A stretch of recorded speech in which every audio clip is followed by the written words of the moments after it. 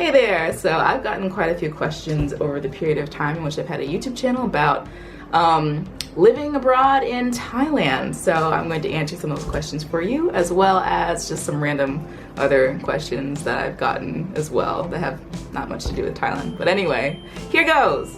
So first question, how long have I been living in Thailand? So I've been living in Thailand for 10 years now. Yeah. Where do I live in Thailand? I live in Chiang Mai, which is up north. What are some things to expect when coming to Thailand? That entirely depends on where you go. So if you go down south, you'll get extremely hot weather and blue water, a lot of tourists. Tourists, I don't even know how to speak anymore. I have heard that it's pricier down there because it's such a tourist destination like Phuket and the islands. But if you go to Bangkok, which is the capital city of Thailand, expect lots of traffic, lots of buildings. It's kind of like someone related it to New York City except dirtier. I'm not sure if I can agree with that entirely. No, I can't entirely. Well, from what I remember of New York City 10 years ago. Yeah, have I mentioned I haven't been back in 10 years? Yeah. And then there's up north in Chiang Mai, which is really lovely most of the time, most of the year around, except for burning season. But I'll get to the burning season thing later because that was a question. But yeah, Chiang Mai is very country, foresty. If you like the country and the forest and the mountains and elephants and things like that, you can come up here. There's a lot of that going on. People say sabai sabai, meaning everything is just relaxed and chill.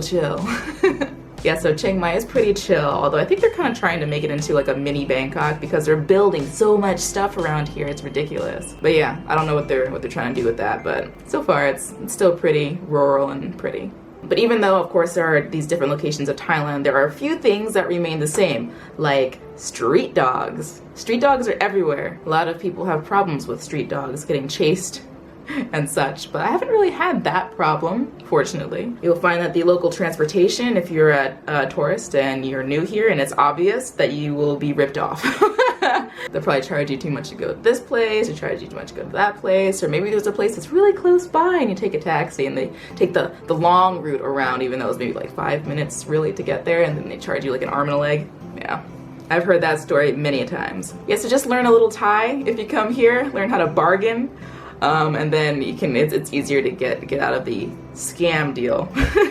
Also, there's lizards and geckos everywhere. Actually, in my new apartment, I haven't had any geckos here, and I kind of miss them in a weird way, except for the fact that they shit everywhere. But they're kind of, I don't mind them. A lot of people hate them. But yeah, they call them jingcho, I think, here. Jingcho? Jingcho? Tuke? No. Jingcho. Tuke is a bigger lizard thing that sounds really weird. But yeah, there's lizards everywhere, so just be aware of that. Everywhere you look, there's gonna be something crawling up the wall. There's also a lot of roaches, as well as rats. Yeah, but don't worry, that's not like the main thing that you will see here. Although when you do see it, it is kind of like, wow, that's a big rat, roach creature. Just big bugs and things in general. Like, I think I saw a centipede that was like this long and this thick, and you could hear its legs tapping against the floor because it was so heavy and big. Ooh, mosquitoes. There's mosquitoes everywhere. And when I first came here, I would get bit all the time. But now that I've been here a while, I don't know why, but I don't really get bit by mosquitoes. So the longer you stay, maybe the more you smell like Thailand and the mosquitoes aren't interested in the smell of Thailand, they're interested in foreign blood. I don't know. My weird reasoning for why mosquitoes aren't biting me doesn't make any sense. Whatever, moving on. I guess the last thing that's kind of the same everywhere is that the temperature remains pretty warm, except for like the 1 month of December when it gets kind of chilly, but not really cold. Yeah, really warm, really hot, or mild is the temperature here. Next question, what do I think about university for foreigners in Thailand?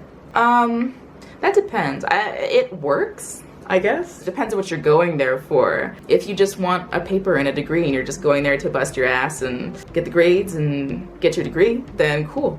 Guess that would work anywhere.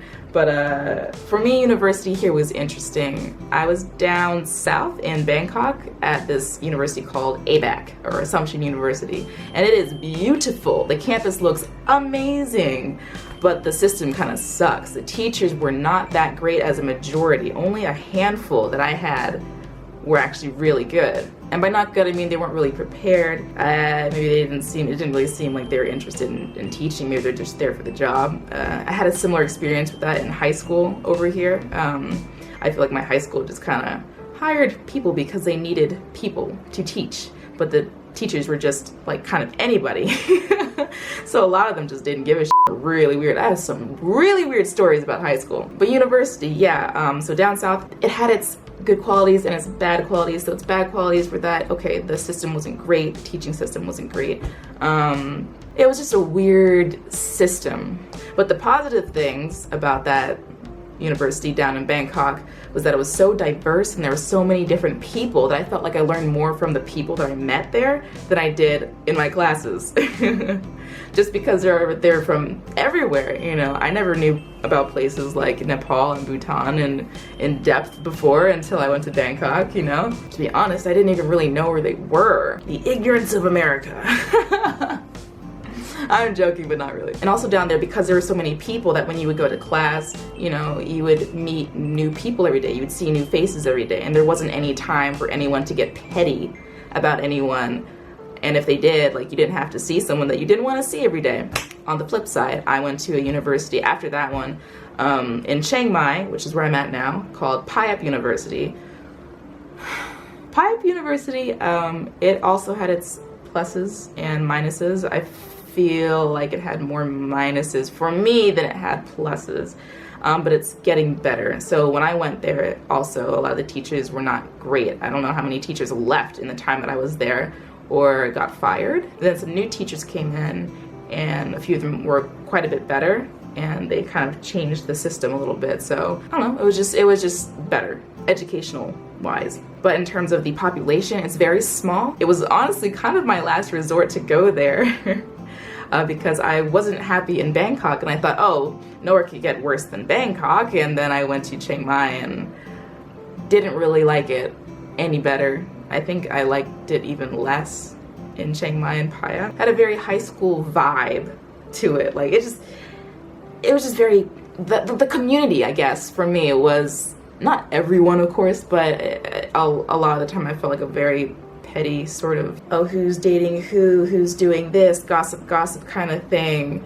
And it was so small that you see everyone everywhere, even if everyone is in different faculties. Like, I was in English communication, another person is in international business management, another person is in computer tech. Everyone knew each other because it was so small. I mean, not that that's a bad thing for some people maybe, but it just, you see everyone every day.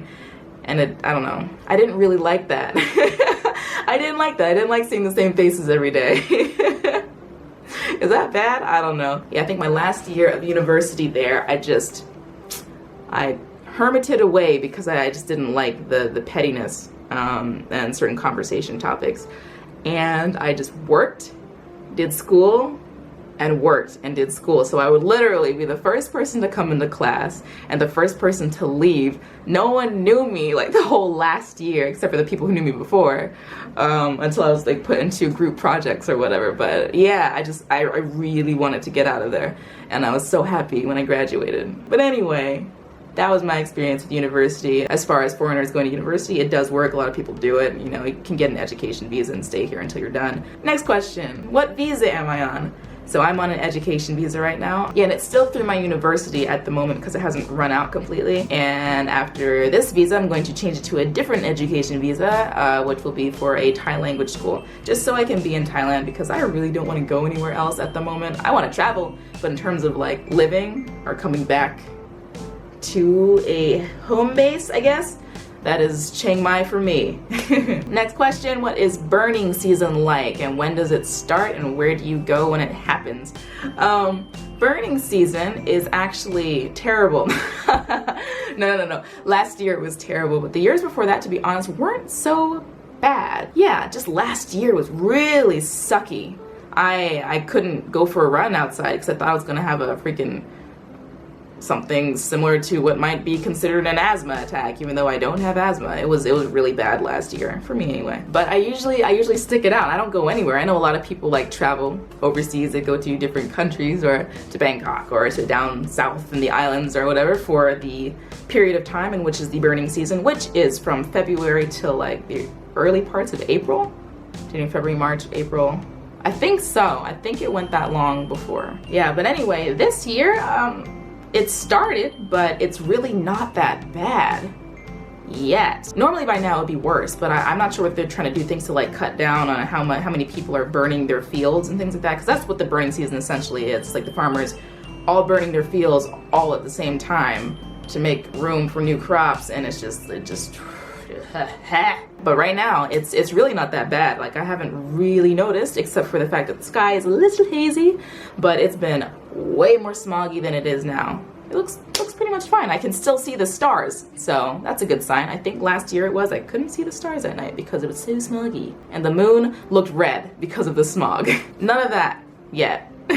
But we'll see. I know someone though who is a smoker, and he said, yeah, well, you know, burning season doesn't really matter to me because, you know, I mean, shit, I'm a smoker, so it didn't really affect my lungs. So maybe if you're a smoker, it's not gonna affect you at all.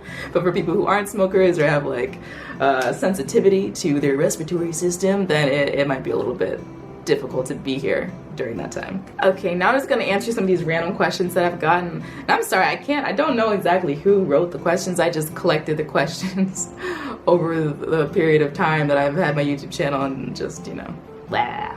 All right, first random question. Do I have an opinion on the WIPO massage? I think that's the traditional Thai massage where they bend you and crack your back and crack your neck and all this stuff.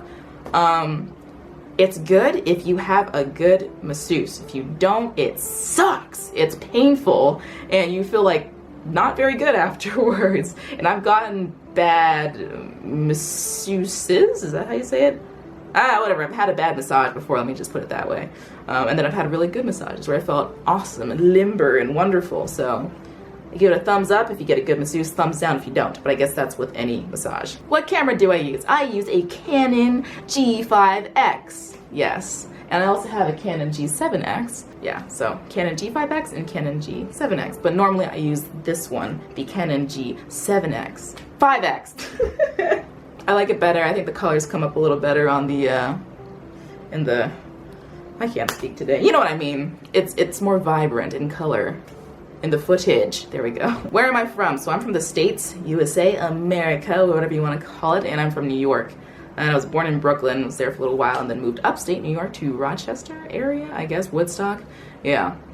And then moved to Thailand. This was a funny question. Where is my boyfriend? What boyfriend? What do I do in Thailand? Well, I used to study and work, and now I just work and hang out and do YouTube videos and try to figure out my life.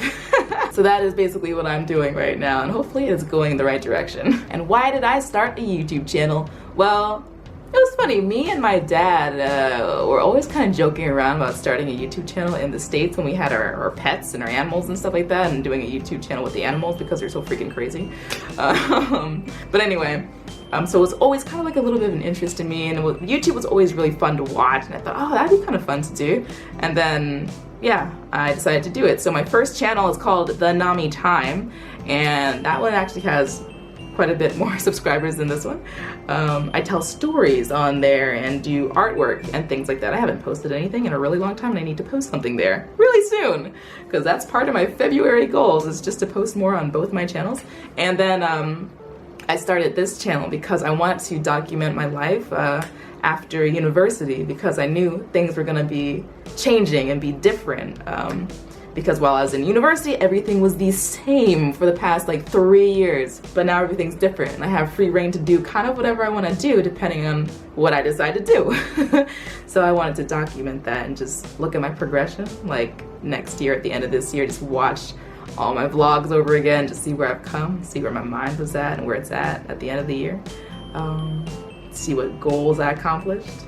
Yeah, it's just kind of like a way to keep track of what I'm doing, and then also a way to do some things that I find that are fun. I've already met so many people just from YouTube and heard so many different stories and learned quite a lot of different things just from the people that I've met. Made connections all around the world already just from posting YouTube videos and meeting people. And so it's been interesting. I really like the YouTube platform. I really like the social aspect of it. It's really interesting, especially when people like genuinely support you. It's heartwarming. Anyway, but yeah, oh crap, my battery is about to run out. Anyway, those are the questions. that I had, at least most of them. If you have any other questions, and if you like this Q&A sort of thing, let me know and I'll answer some more of your questions. Yeah, ask me anything, I guess. I will answer it if it's reasonable. All right, thank you guys. Have a wonderful Valentine's Day. I mean, whatever. Have a wonderful day, life, whatever. And I'll catch you later. Bye.